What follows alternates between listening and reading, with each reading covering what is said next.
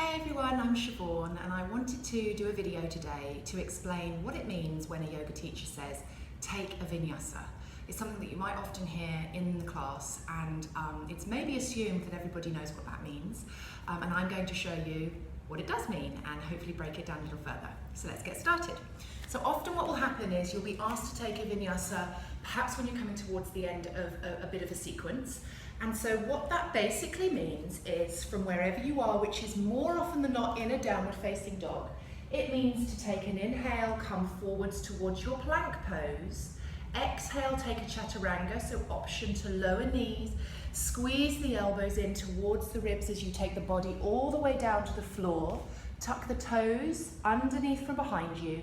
Take a big inhale, take your upward facing dog from here, taking your gaze slightly up.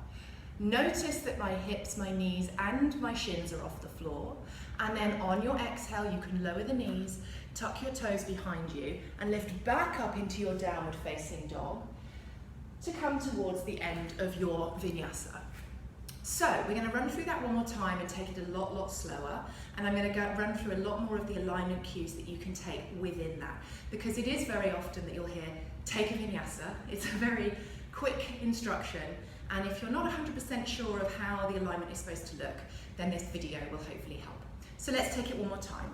From your downward facing dog, check here that your hands are definitely shoulder width apart. You don't want them too narrow and you don't want them too wide. So shoulder width apart, and when you are pushing the weight into your hands, spread your fingers wide, literally, so that you're showing the webbing in between your fingers. That gives you a much stronger base. Placing the hands down, then step the feet back. Stare back at the feet and just check that they're hips width apart. The wider the better. We don't obviously want them too wide, but when they're too narrow it really restricts the hips. So just check that they're definitely hips width apart. And then when you're here, start to look back at the belly button and start to breathe, pushing the earth away with your hands, and start to get a sense of externally rotating those arms. What that means is avoiding hunching everything forward. That's an internal rotation of the arms. I would like you to think about rolling the shoulders away and turning the triceps backwards towards the back of the room. That's external rotation. It creates much more space in the shoulders and the neck, and that's a much better place for us to be in our downward facing dog. So rather than bringing everything forward, get a sense of pulling everything back. That's where you want to be in your downward facing dog. Good. So then take your big inhale and come forwards to your plank.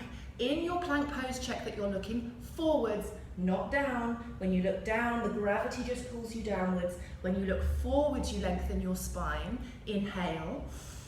As I said, option is to lower the knees here, so you can take that option if you need. If not, you can take your plank, and then when you take your exhale, you bend your elbows, squeezing them in towards the ribs, and hover just off the floor. Then from here you can take your upward facing dog by not coming to the floor, or your option is to have come from the floor. Notice though, in any case, that everything is lifted up off the mat. The hips, the knees and the thighs are up off the mat, pushing the earth away, and then you can roll over back to your downward facing dog again.